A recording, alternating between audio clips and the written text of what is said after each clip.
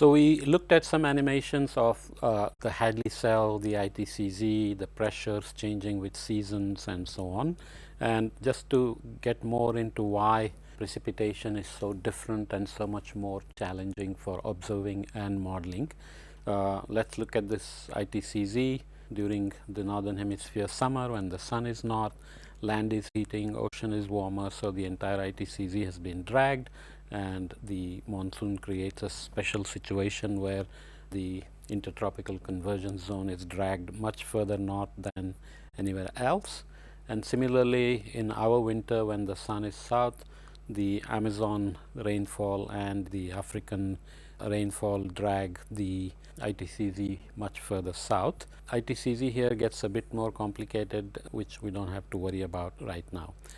So essentially, you can think of precipitation as a result of some instabilities or the buildup of moisture and something called available potential energy, or APE, or often called CAPE, or convective available potential energy, and so on. Very technical details, but the simplest way to think about it is like a popcorn kettle. You are heating the kettle, the temperature is essentially uniform over the whole kettle, and the kernels are sitting there and they will begin to pop, and you cannot always predict which one will pop next. So there is small differences in the area of the kernel getting heated, or the different small differences and so on. So the popcorn will just pop randomly here and there. That's essentially what happens. If we look at the temperature map, temperatures will be uniform over large regions.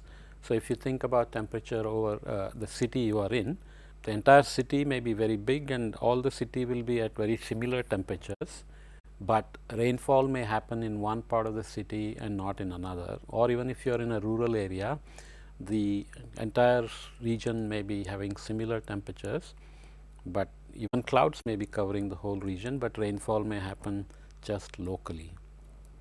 So even though you have been showing the ITC as a long band, if you look carefully at the image of the satellite for the ITCZ, you can see that there is clearly the structure of the ITCZ that can be seen, but within the ITCZ you have these lots of broken up pieces. So within the ITCZ itself there are popcorns of convection and rainfall happening.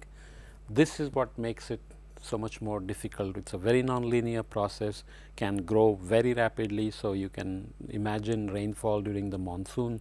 It's very warm, humid, and suddenly the rain will start without any warning. So this is the situation. So if we go back then and try to look at how the trends in annual precipitation have occurred over the time period of 1901 to 2005, there are later maps available now, but the point will remain the same.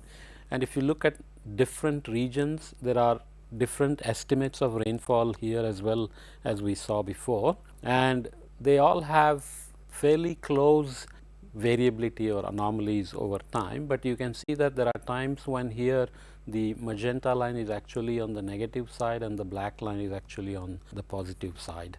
So there are many such situations. So here this is going this way and the magenta line has gone this way. So depending on where you are, you can have differences in the observed rainfall itself. So why is that? Because whether you are using satellites or rain gauges or some other method to estimate rainfalls, the satellite cannot necessarily always see these popcorns. So it also can give different estimates because of different people doing the processing slightly differently. Or if you have rain gauges, the rain gauge is measuring at one location and it could be raining just 100 feet away and the rain gauge may not record it, or it could be a kilometer away and not record it, and so on and so forth. The other general principle to remember is that where there is high rainfall, like let's say coastal India like Kerala and Maharashtra, let's say Mumbai, when you have a high amount of rainfall, the variability will be generally not very high. Whereas if you go to a relatively less rainfall area like Rajasthan or Marathwada or Vidarbha or North Karnataka, the variability will be very high. So, it might rain 200 millimeters per year, but the variability can be 400 to 100. And so, when you look at rainfall, you have to look at the amount of rain, number of rainy days, and how long it rains or how often it rains. So, all these things are changing with warming.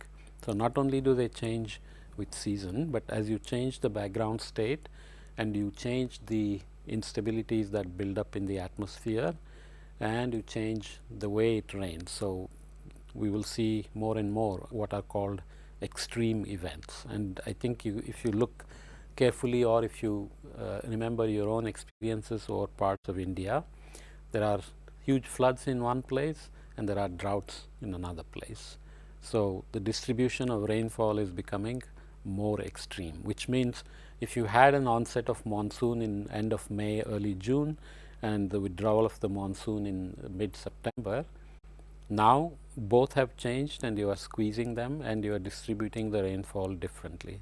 So, we will come back and look at more details like that. Okay. So, before that, let us go back to look at temperature. So, one thing we can say with high confidence based on observations is that the cold nights are generally declining, means there are fewer and fewer cold nights per decade. So, you can see that most of the colors are in this range, which means number of cold nights are decreasing, number of warm nights on the other hand are increasing. This is what global warming can be expected to do. The number of cold days also generally decreasing or not changing that much, whereas warm days are increasing quite a bit. So, India is now beginning to have lots of warm nights and warm days. For example, before the monsoon, especially March, April, May, almost every year we are having heat waves, and hundreds and sometimes several thousand people die because they are out working in the field preparing land for agriculture before the monsoon, or they do not have AC and so on and so forth. And even if the predictions of heat waves is improving because the India Meteorology Department is doing a good job, you cannot move people from one village to another, or cannot provide air conditioning and so on. So, these are the things we have to worry about. So, you can again see that there are large scale changes, whereas when you look at rainfall changes, generally they tend to be much smaller scale changes. So, it is called the decorrelation scale. So, if you take rainfall here and correlate with rainfall around, it will be only correlated on a small scale, whereas if you do the same for temperature, it will have correlations over a much larger scale. So, those decorrelation scales are much larger for temperature and much smaller for precipitation or rainfall. So, how do we know how the extremes are changing? So, extremes are themselves defined in different ways. This is something called 95th percentile. So, if you take rainfall distribution over, let us say, the monsoon season or on a given day, and you can look at 100 years of rainfall on, let us say, August 15th, and then you know what is the average amount of rainfall you expect, what is the typical maximum you get and the minimum you get, but sometimes you get very high amounts of rain. So, those are spread into percentiles. So, 95th percentile is like the top amount of rain you get in August, which is very rare. How are they changing? So, you can see that there are lots of regions, especially over India, where you are increasing 95th percentile in some regions like the northeast, where you are having a lot of floods, in the coastal and peninsular regions, and maybe even in Rajasthan, whereas in central India or the Gangetic plain, you are having reduced amounts of extreme rains or 95th percentile. So, look at that figure again clearly, and this is how rainfall works. It keeps changing. So, if you rain more in one place, oftentimes you are taking the moisture from somewhere else. So, it automatically turns out that if you rain more in the northeast, for example, you will be taking the moisture from the rainfall that should fall on the Gangetic plain and vice versa. Okay. So, this is the second way of looking at it, where you are looking at daily precipitation intensity, which is also changing. So, let us just focus on India. We will come back to it, but obviously there are other regions as well. And in general, the southern hemisphere, there is a problem of data itself. So the amount of data available itself is lower in the southern hemisphere.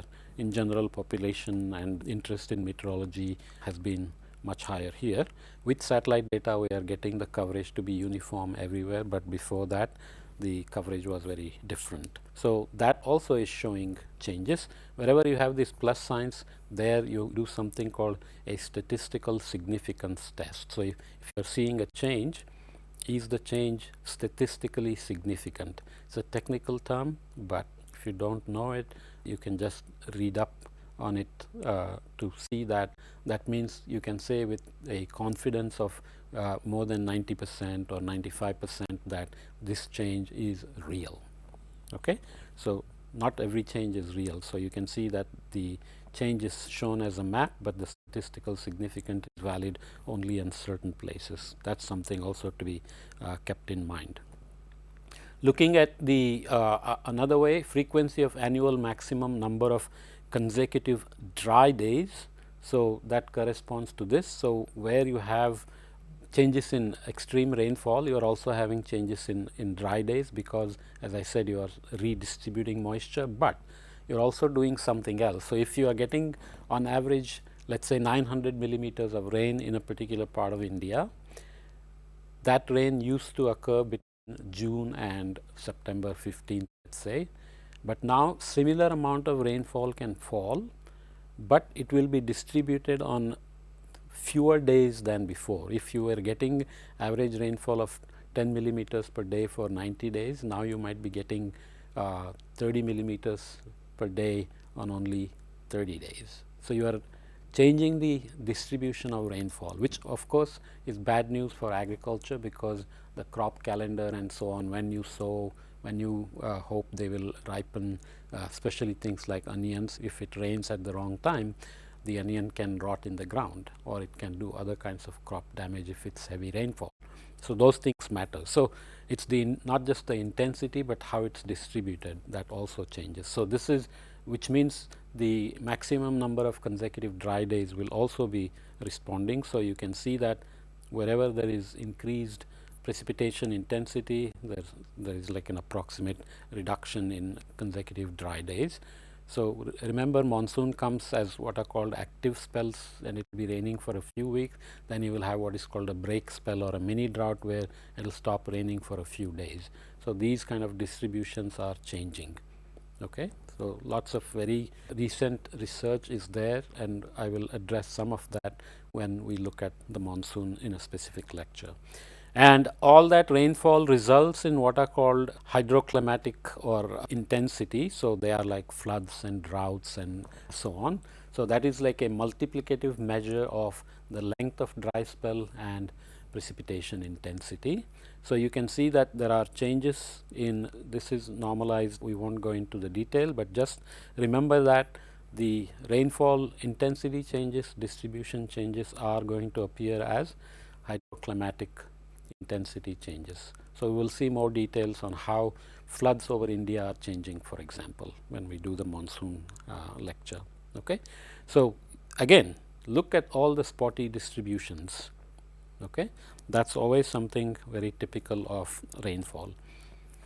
So you expect that as warming happens, there will be more moisture in the atmosphere and instabilities may build, but the rainfall distribution changes, and the intensity, duration and frequency also change.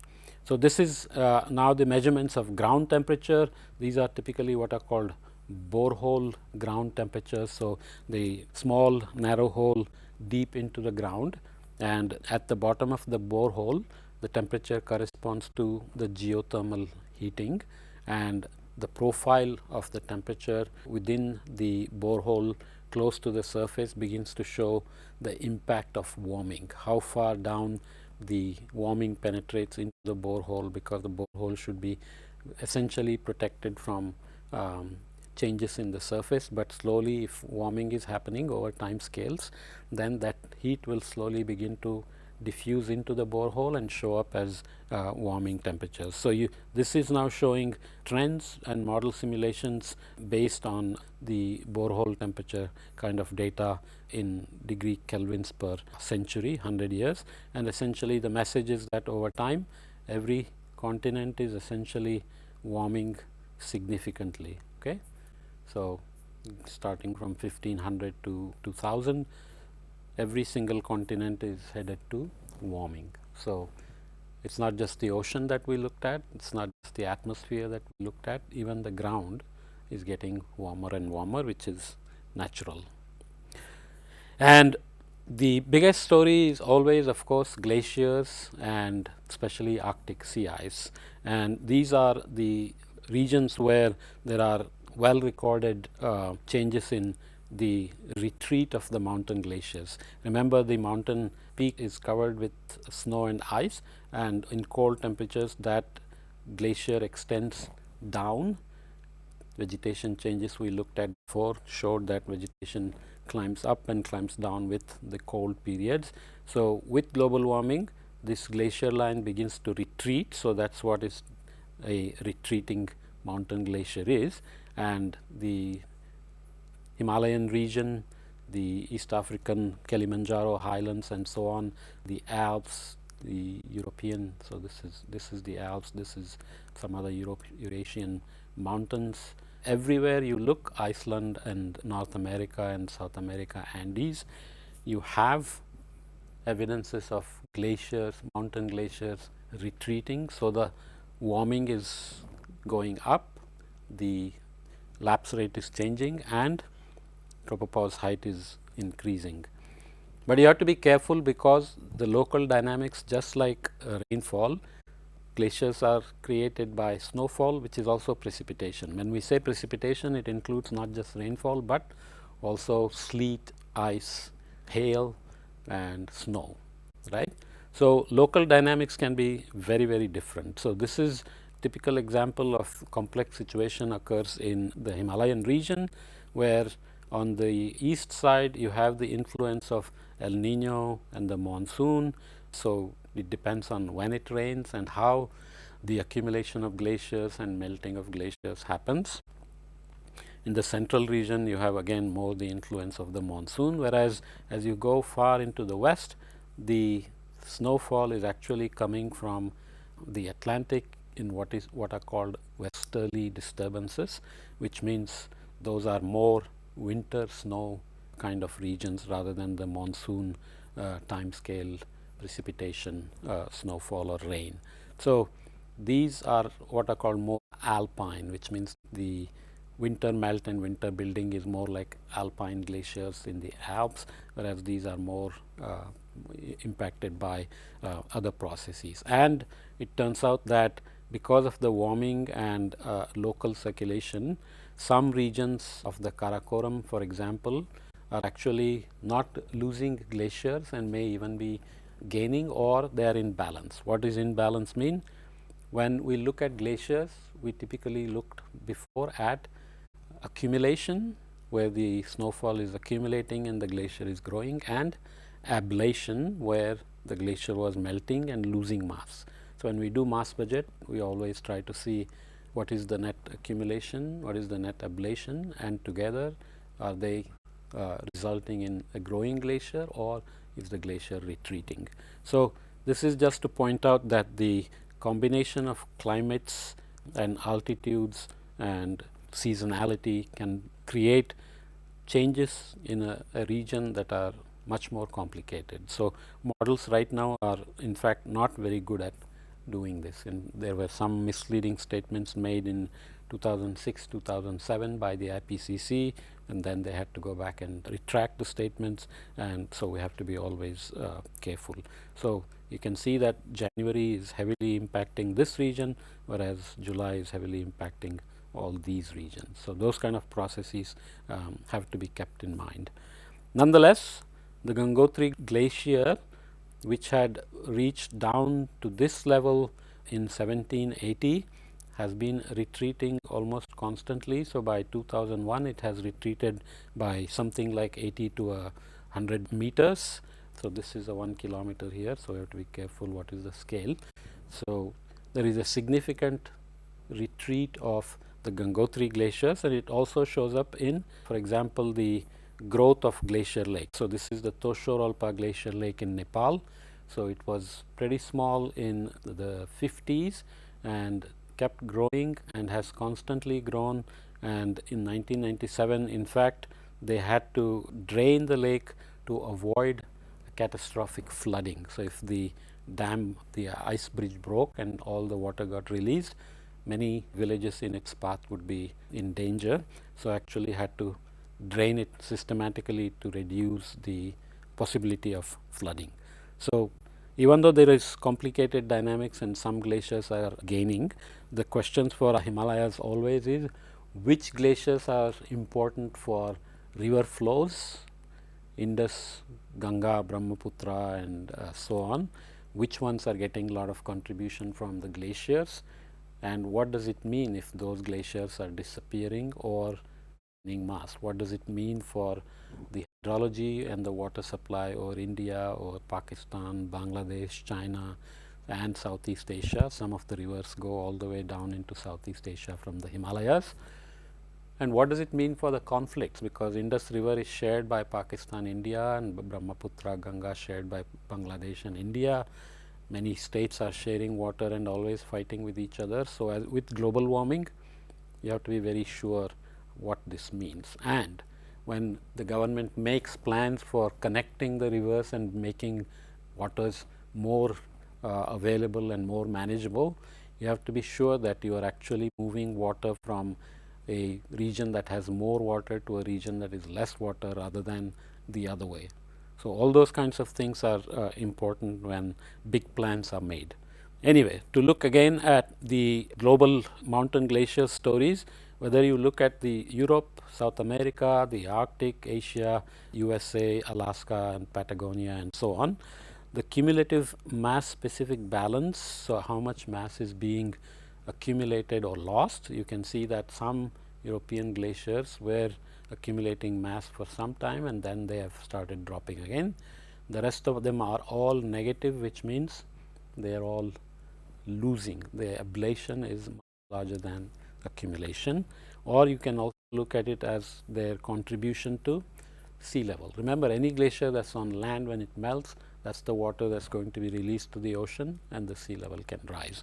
So you can see that this scale is going down. So just to make it look similar, so the contribution in millimeters of sea level equivalent by the melting of the glaciers is also increasing correspondingly, and obviously this one looks different here than here because it depends on how big it is.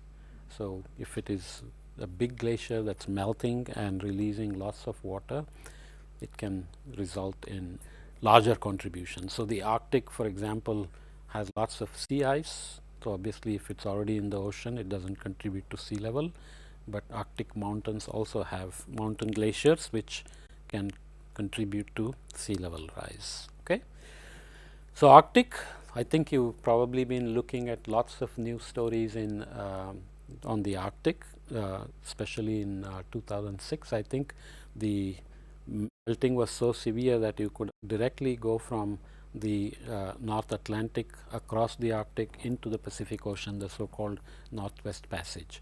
So that would save you a lot of distance instead of going around South America and up into the Pacific on the other side, right? So the September ice extent in millions of kilometers square has been dropping fairly significantly. And why is September important? Because that's the end of the northern summer. Any ice that remains at that time can have high albedo, and during the winter it can accumulate snow and grow. So the extent of September ice is very critical. If the September ice is retreating very fast, that means the accumulation in winter is going to be reduced very fast as well. Okay? And just for being careful, whenever we look at data which is very short, like this is only about 30 years, 35, 40 years, then you have to always keep in mind that things like PDO, Pacific Decadal Oscillation, and North Atlantic Oscillation also have this 30-40 year time scales. So we have to be very confident that these are trends and not just part of the natural variability. So that is something that has to be constantly monitored. But when you combine with the radiative forcing and circulation changes, precipitation changes, and all the other evidences in sea level, humidity, growing season, which we will look at, and so on, it becomes a question of how do you assess risk. Do you want to assume that this is natural variability, or do you want to be careful and assume that this could be part of the global warming? Right? Everything in life comes down to risk assessment, and it's clear that we have to be careful. So especially when you look at the changes in the volume of Arctic ice in every month, every single month has been dropping during that time. So that doesn't seem like natural variability, because natural variabilities, remember, El Nino peaks in December, January, February, and not in other seasons. Similar things happen with other modes of natural variability. So you would expect, if it's natural variability, then maybe melting is more in the summer, but then winter is accumulating back up and down, and so on and so forth. But these are systematically dropping in each calendar month, which is most certainly, or in the best guess we can make on this time scales, is a fingerprint of human activity and increased global greenhouse gases and greenhouse warming. Okay. So this is the March-April snow cover in the northern hemisphere, again dropping quite significantly. So this is unlike the glacial interglacial times. Just to return back to make the point, when glaciers were building, we said the snowfall rate drops because the global cooling happens, whereas here global warming is happening, but snow cover is decreasing because you are melting the snow, and oftentimes snow is falling as rain instead of as snow, which of course melts the snow that's already there. So we have to always keep in mind that we are now changing greenhouse gases, radiative forcing, and temperature is then responding. So unlike the orbital forcing, glacial, deglacial times where temperature changes first and glacial melting happens, then carbon dioxide and methane respond, here we are doing things the other way. This matters for how processes work.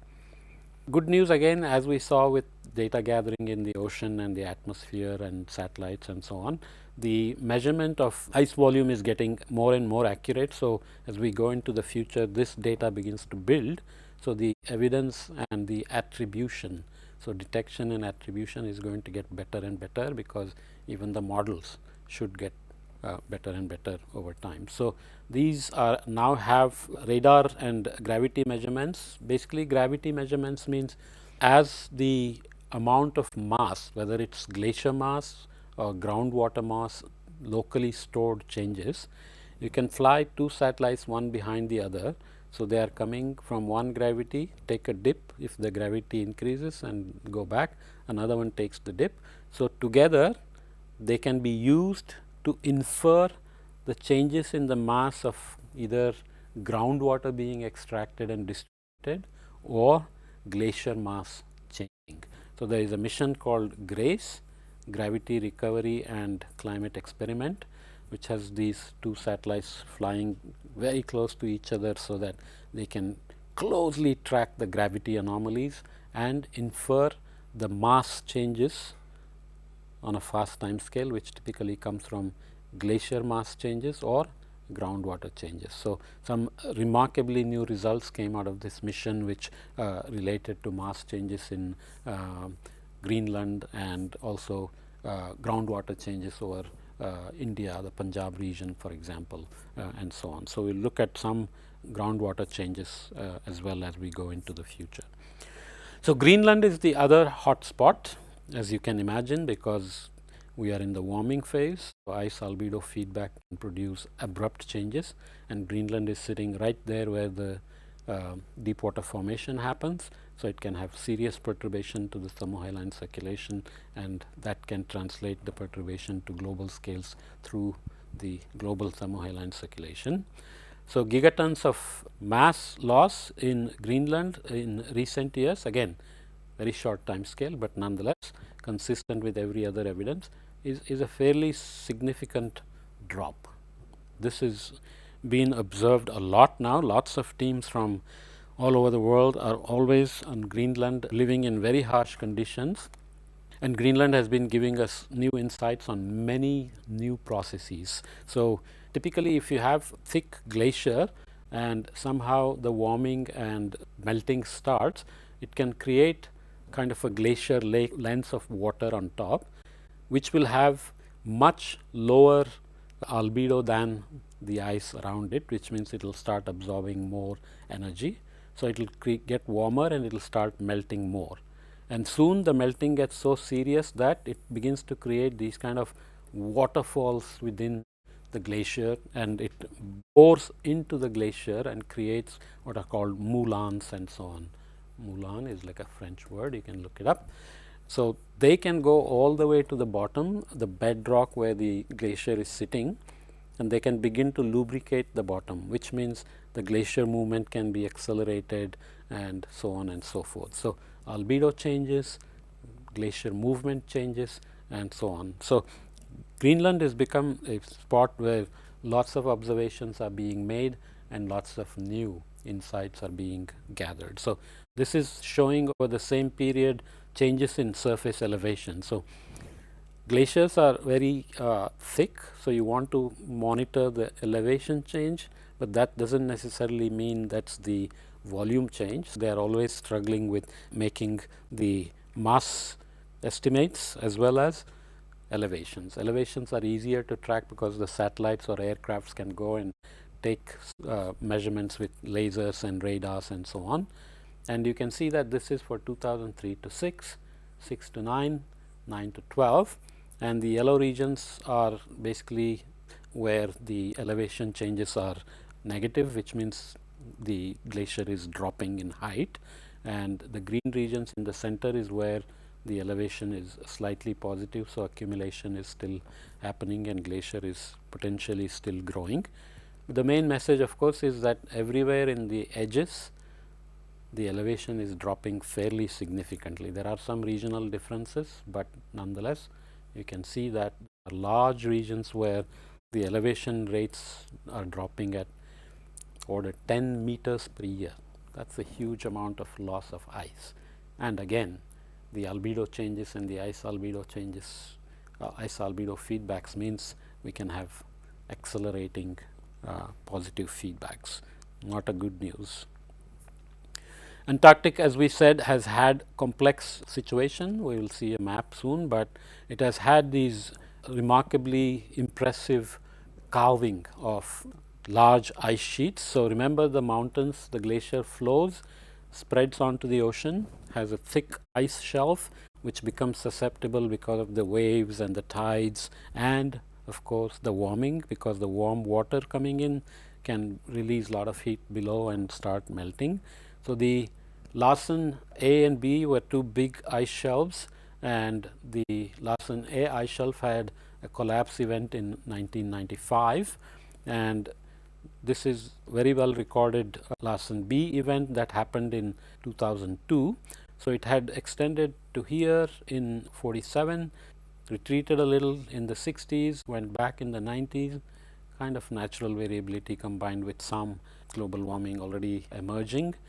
You can see that there was a dramatic retreat in 2002, and then it just broke off a huge chunk as large as the state of Rhode Island in the US, 220-meter thick ice shelf, area of 3,300 square kilometers, 3,250 or so, just broke off.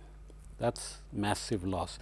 And the big impact of that will be that when this breaks off, this begins to create problems with the glacier that's behind where the grounding line is, whether that can slip more, the grounding line can shift, and so on. So the glacier dynamics can get fairly dramatically altered by removing the leading edge ice shelf at the leading edge. So this is never the good news. Okay. Just to re-emphasize the complexity of the Antarctic in terms of what we saw before, ocean is warming, air can warm and can hold more moisture and can create more snowfall potentially. but the ocean can also get under the ice shelf and begin to melt it faster and then create problems for the anchoring of the glacier and so on. So, this is showing striped regions where carving is happening, pieces are getting removed and melting is happening. So, you can see that there are basically all around various rates of, so this is showing the area, various rates of carving or melting happening all over Antarctica. But when you look at melt rates, there are regions where there are positive melt rates and there are regions where there are negative melt rates. So, obviously, depending on which side of the wind the glacier is and how the mountain is creating rising air and snowfall and glacier growth or glacier melt accumulation versus ablation, you have fairly complicated situation, but nonetheless this has been around for almost 35 million years, locks in huge amounts of fresh water and sea level rise. So, every time we think about large glaciers like Greenland and Antarctica, we also have to remember the equivalent sea level elevation, sea level rise that is locked up in those glaciers.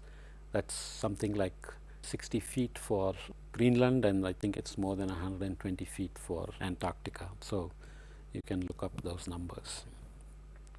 What are the other impacts? We will keep on looking at many other impacts. So, this is something called permafrost. What does it mean? Basically, the air temperature is so low that the cold temperatures penetrate deep into the ground, and the top layer of the soil, I will show figure next, remains active in the sense in the summer months it can get little bit melted and unfrozen. So, biology can happen and other things can happen, exchange of gases can happen, but below a certain depth the soil remains permanently frozen. That is what is called permafrost. So, these are the regions where, so this is the Greenland glacier, but around it you can see all these purple regions, including some just to the north of us. There is tons of permafrost regions. So, permafrost basically can have some sort of a vegetation like a tundra on top, and the active layer seasonally can melt and thaw, and below that active layer you have the permafrost region. So, as global warming happens, the heat keeps penetrating. So, the active layer gets deeper, that means the seasonal melting and refreezing begins to get deeper and deeper. But the bad news is that this permafrost has typically buried a lot of organic matter, methane, carbon dioxide locked into this frozen soil. As you begin to melt, that organic matter begins to thaw, and there are microbes and so on which can begin to respire it. So, it begins to decay, and you get potential for release of CO2 and methane, which can then have a positive feedback. So, there are various estimates of how much methane and CO2 is locked in there and what would happen if they begin to get released. But here is the data showing for the Canada region. You can see that the depth of the active layer in meters is increasing over the last several decades from the 1950s to 1990s, whereas the seasonal freeze depth is decreasing. So, cold winter should increase the freezing depth, and the summer should not get too deep in terms of active layer, but summer is getting more and more active, deeper and deeper, and the winter freezing is decreasing. So, it is a double whammy from both seasons creating problems. There are some complications. It turns out that some of the thawing of the permafrost is actually creating lakes, and those lakes are beginning to have some photosynthesis in them. So, they are beginning to sequester some carbon. So, it is possible that the release of carbon dioxide and methane from the permafrost may not be as severe as we thought, but we need to be carefully monitoring these, because if we made a judgment error on that, that could be not good news again. Okay. There is a much more subtle point involved in these snow melts mountain glacier melts and so on. For rivers which get lots of water from snow melt in the mountain and glacier melt during seasons, this is showing water flow rates for a river in Austria, and you can see that in 1978 the river discharge used to have a seasonality but fairly mild. Okay. Typically there is an increase in what is called a spring discharge, but this is only showing summer months. But you can see that with global warming in 1998 we have massive changes. Hourly discharge rates have jumped up by several times because of this rapid freezing and melting cycles. This is got some subtle effects because where the river runs into the lake or the ocean, there are many living creatures like crabs, oysters, clams, fish, shrimp, groundfish, whatever. They all have evolved to time their breeding cycles so that larvae can have food when they are trying to grow up and so on, to when the spring melt happens and when the river discharge is maximum, when the organic matter is coming in and so on and so forth. But changing the river discharge this way is decimating many of those ecosystems. This is not something you would immediately think of. In addition to managing the resources, water resources, if you are a water manager and you are used to certain flow of river discharge, certain rates, obviously you have to be careful how it is changing. But these ecosystem responses are also very, very critical. So this we will look as we go more into this direction, we will see that there are what are called cascading feedbacks in the system. So we'll look at some examples from several continents on what kind of cascades are possible and what are being observed. So this is again perturbing the system somewhere. Everything is linked to everything else like dominoes, and the reactions continue through the system, and some of them we didn't even know, we didn't expect. But now when we want to deal with global warming and climate change, we have to be very careful to track what are those domino effects in the system. Okay. So we'll come back and see that next time. See you next time.